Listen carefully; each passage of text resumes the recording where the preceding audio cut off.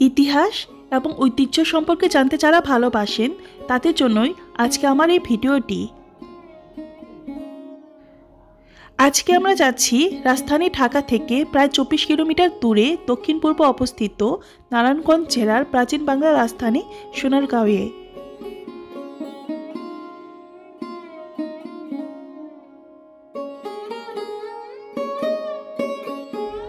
সোনারগাঁওয়ে লোকশিল্প জাদুঘরে ঢুকতে হলে আপনাকে 50 টাকা দিয়ে একটি টিকিট কিনতে হবে।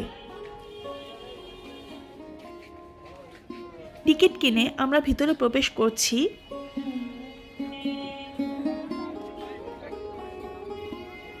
এই জাদুঘর বুধবার ও বৃহস্পতিবার বন্ধ থাকে। শুক্রবার থেকে মঙ্গলবার পর্যন্ত প্রতিদিন সকাল 9টা থেকে বিকাল 5টা পর্যন্ত জাদুঘর খোলা থাকে। প্রাইভেট কার অথবা মাইক্রোবাস নিয়ে সরাসরি লোক কারুশিল্প জাদুঘরে যেতে পারবেন। আর যদি বাসে যেতে চান তাহলে সোনারগাঁ মোগরাপাড়া চৌরাস্তা এসে নামতে হবে। সেখান থেকে রিক্সা বা সিএনজিতে সোনারগাঁ জাদুঘরে যেতে পারবেন।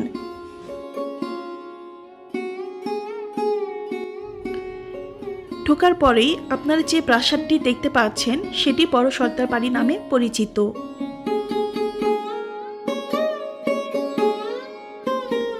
এটি ঈশা খাঁর জমিদার বাড়ি হিসেবে ব্যবহৃত হতো।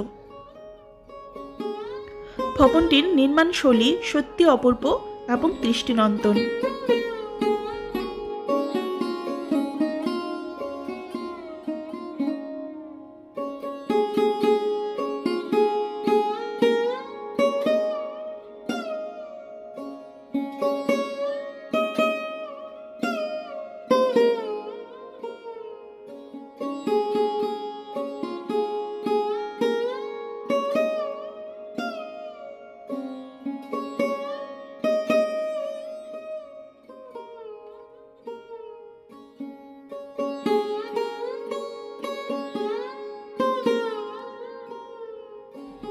আমরা ক্রমেই এগিয়ে যাচ্ছি মূল জাদুঘরের উদ্দেশ্যে। যেতে যেতে এর ইতিহাস সম্পর্কে আমরা একটু জেনে নেই।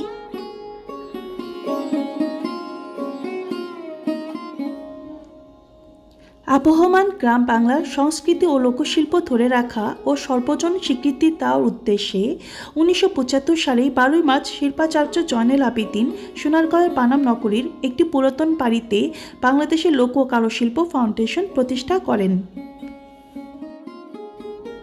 পানাম নগরীর ঠাকুরবাড়ি ভবন ও ঈশা খাঁর এই দুই স্থাপনাকে একত্রে নিয়ে প্রায় 16 হেক্টর জায়গা জুড়ে লোক ও কারুশিল্প ফাউন্ডেশন বিস্তৃত।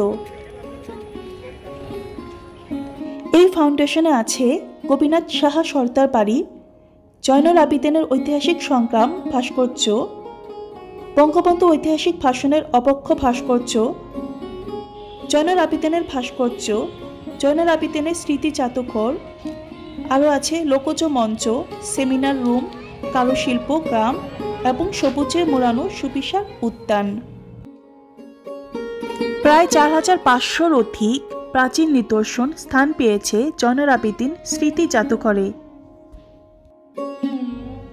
আছে বাংলাদেশের গ্রাম বাংলার প্রাচীন শিল্পীদের সুনিপুণ হাতে তৈরি বিভিন্ন শৈল্পিক ও দৈনন্দিন ব্যবহার্য নানা পণ্য সামগ্রী। দক্ষ শিল্পীরা প্রতিটি সৃষ্টিতে ফুটিয়ে তুলেছেন প্রাচীন বাংলার গ্রামীণ ঐতিহ্য।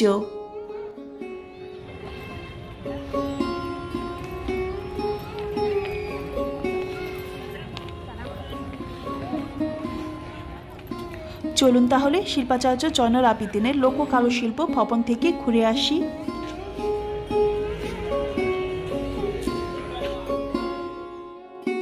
মিউজিয়ামের ভিতরে সর্বপ্রথম এরকম একটি দোকান দেখা যায়। এখানে হাতে বোনা ব্যাগ, হাত পাখা, আদার্স অনেক আইটেম রয়েছে।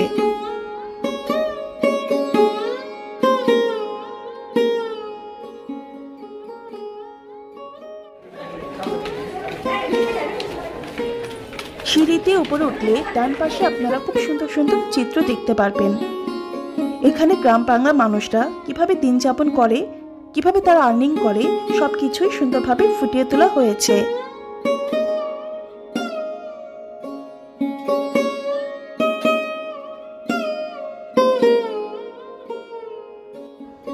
জাদুঘরে বিভিন্ন গ্যালারিতে দেখা মিলবে কাঠে খোদাই করা বিভিন্ন কারুশিল্প, পটচিত্র, মুখোশ, আদিম জীবন ভিত্তিক নিদর্শন, লোকজ পাত্রযন্ত্র, পোড়ামাটির ফলক, লোহা, তামা, কাঁসা, পিতলের তৈজসপত্র। এখানে আরও আছে লোকজ অলঙ্কার সহ বৈচিত্র্যপূর্ণ অনেক প্রাচীন নিদর্শন।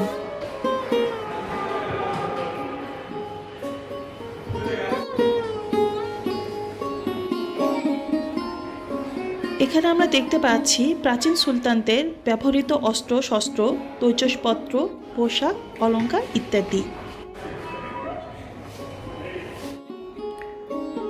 চলুন আমরা ঘুরে ঘুরে পুরোটা দেখি।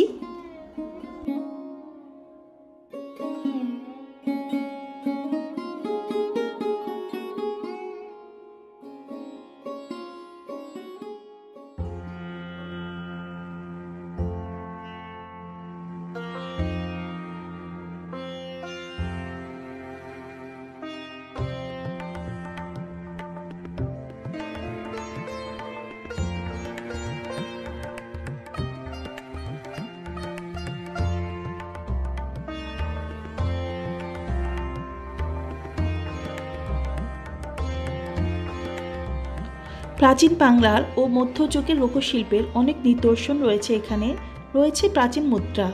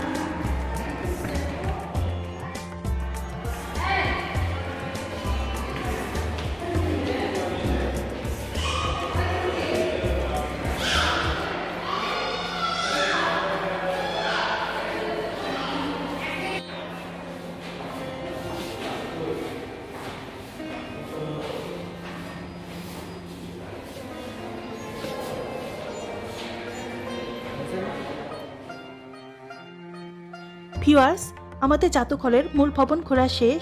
আমরা এখন অন্য সাইটগুলো ঘুরে দেখব। সামনেই দেখতে পাচ্ছেন বাঁশ বেড়া দিয়ে সাঁকু, যা প্রাচীন গ্রাম বাংলাকে ফুটিয়ে তোলে। এই সাঁকু পার হয়ে আমরা এখন সামনের দিকে যাব।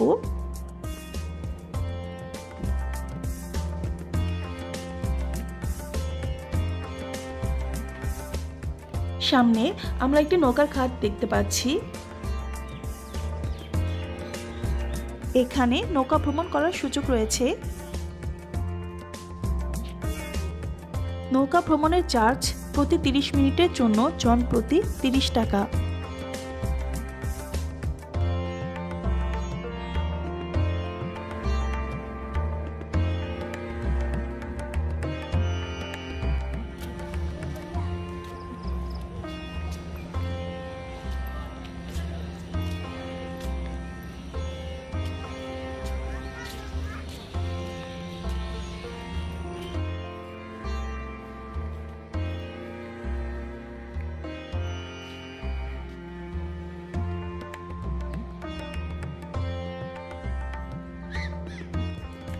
এখানে ছোট বড় সকলের জন্য রয়েছে অনেকগুলো রাইড। এর মধ্যে গ্রামীণ বাংলার ঐতিহ্যবাহী নাগরদোলা অন্যতম। বাচ্চারা এখানে এসে খুব মজা করে, তারা ইচ্ছা মতো করে এখানে ঘুরতে পারবে। একটা জিনিস আমি খেয়াল করলাম, এখানে অনেকে বাচ্চা নিয়ে এসেছে ঘোরার জন্য।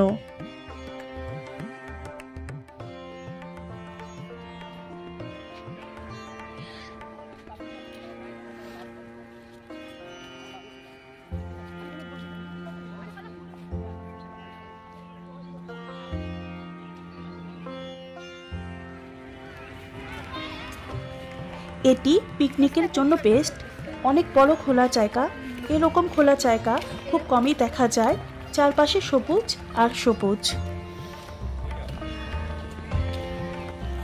করোনা ভাইরাসের আগে পিকনিক বা স্টাডি ট্যুরের জন্য প্রচুর স্টুডেন্টরা এখানে আসতো, কিন্তু বর্তমানে স্কুল কলেজ বন্ধ থাকার কারণে সেটি আর হচ্ছে না।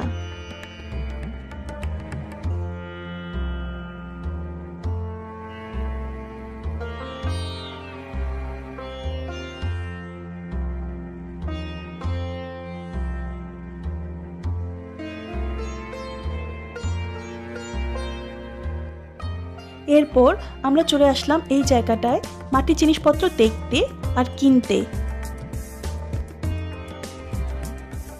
এখানে ছোট বড় অনেক ধরনের জিনিস রয়েছে, যার যেটা প্রয়োজন সে সেটা কিনে নিতে পারবেন।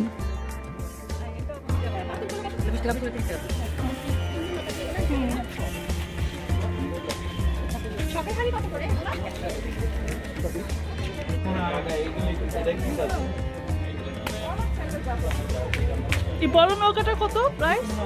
বড় নৌকাটার প্রাইস 25,000। কত? 25,000। 3 মাস সময় লাগবে এটা বানাইতে। 25,000? হ্যাঁ। কি বলে এত দাম? 3 মাস সময় লাগে জ্বালা হিসাব করে। আর এটার দাম? এটার দাম 450 টাকা। আর রিকশাগুলো? নৌকাটার দাম বললে কি জন্য বলি না, দৌড় দেয় একটা শুনে।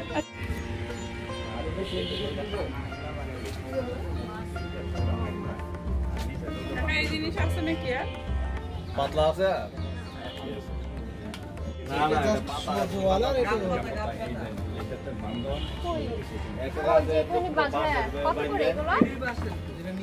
এখানে বিভিন্ন ধরনের বাঁশ, বেত, কাঠের এবং মাটির তৈরি জিনিসপত্র পাওয়া যায়। আপনারা এগুলো প্রিয়জনের জন্য উপহার স্বরূপ নিয়ে যেতে পারেন।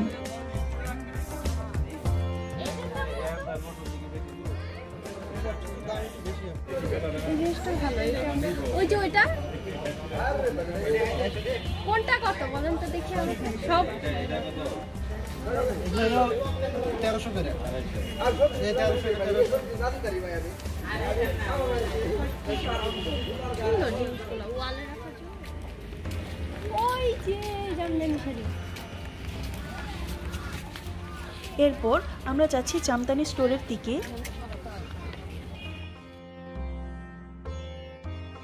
যদি জামদানি শাড়ি কিনতে চান বা দেখতে চান তবে এই রাস্তা ধরেই যেতে হবে আপনাকে।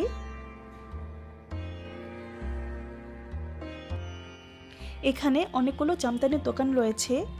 এখান হতে সুলভ মূল্যে উন্নত মানের জামদানি শাড়ি কিনতে পারবেন।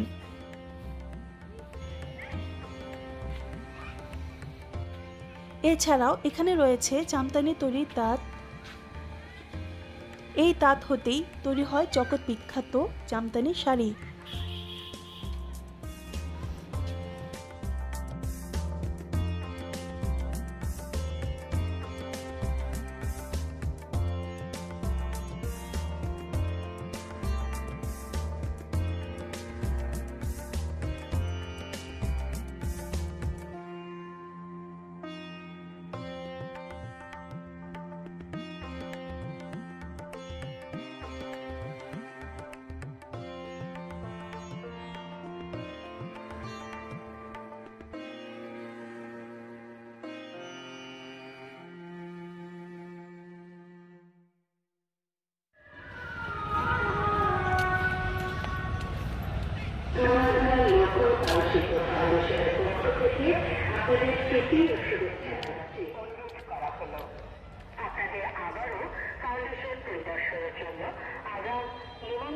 আপনারা কেউ ঘুরে আসতে পারেন। আসলে খোলামেলা জায়গায় কার না ভালো লাগে ঘুরতে।